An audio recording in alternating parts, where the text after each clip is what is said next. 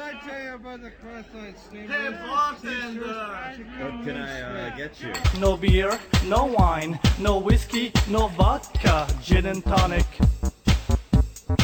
Give me a gin and tonic. Gin and tonic, gin and tonic. Ladies and gentlemen, this is the last call for the week of March 21st, 2015.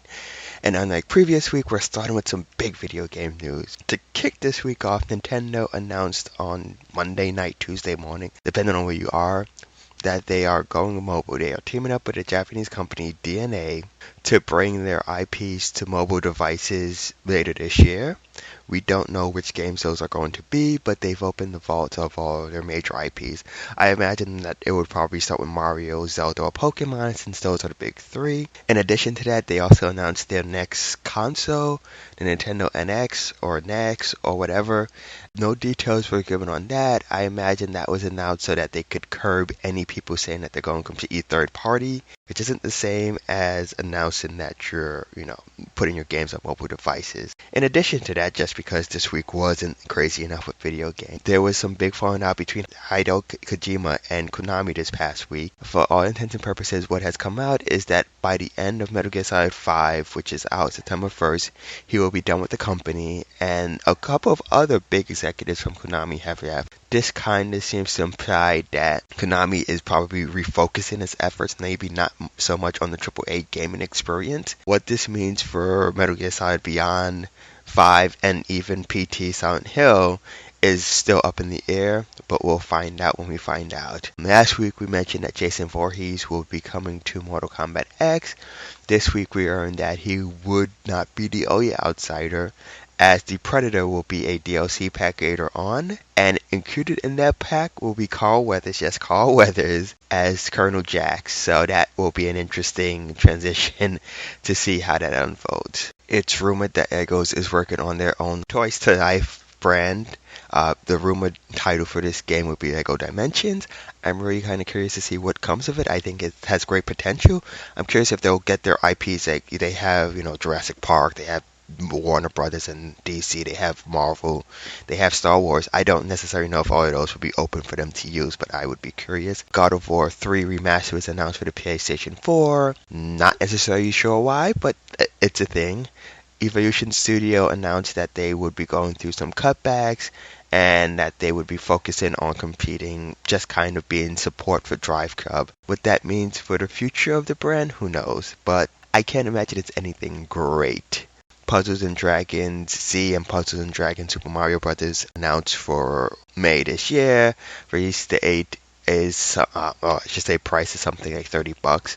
Should be an interesting game, but with the announcement of them going mobile, I don't necessarily know if it's something you want to pick up. Bridging the Gap, the first choice for Adam Sandler's Pixels, was released this week. The movie has a great and novel idea. I don't necessarily know if I care for the execution, and Adam Sandler has been more missed than hit in the past decade, so I'm not necessarily looking forward to it. I do like the idea that aliens use our ancient technology to attack us with video games. It's a very fun and novel idea, so I think that will be worth checking out. I don't necessarily know if it will be a great movie, but at least we still have Wreck-It Ralph to be proud of. Never once shown on trailers, Marvel released another commercial advertisement for Avengers Age of Ultron. This one is more of a roll call, and it showed some amazing action.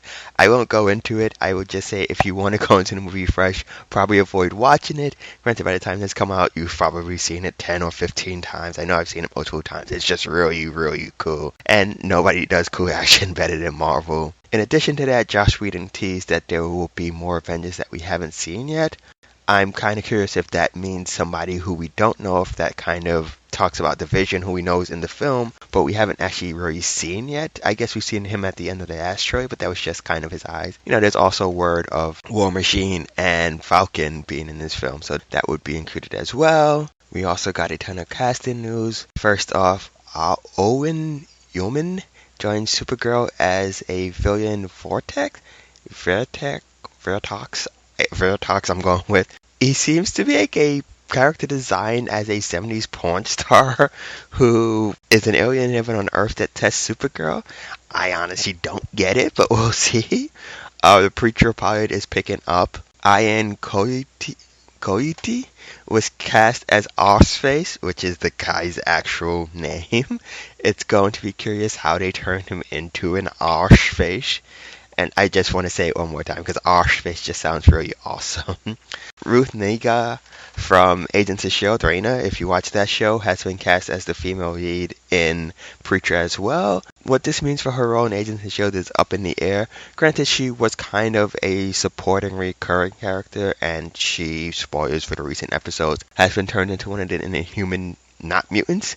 So, I mean, it could probably easily write her off, or maybe just have her appear sporadically as needed with, and I assume if this show gets picked up, they probably have to drop her completely just because it's really difficult to maintain two shows, especially if they don't air together. There's apparently another Transporters film in the works. I guess not even in the works. The film's actually due out this year. First trailer reveals new lead actor, not Jason Statham. I'm not necessarily sure why. I also believe there's a TV show, so I don't know why they're I mean, the brand was Jason Statham, and I don't get the fact of having a TV show and a new movie without him and continuing this. Like, it's just going to be geriatric. Nobody wants it without Statham. I mean, who knows? I will watch it, probably not in theaters, but, for a fun weekend or whatever, sure, whatever. Whatever.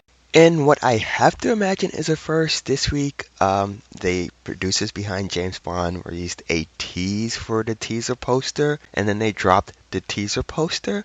The teaser poster to me is really just awful.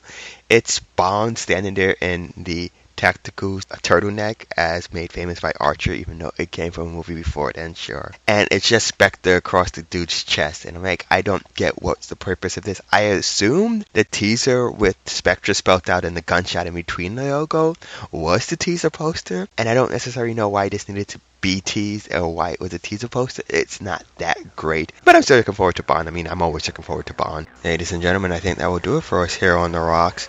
So, as always, drink up and enjoy the ass call.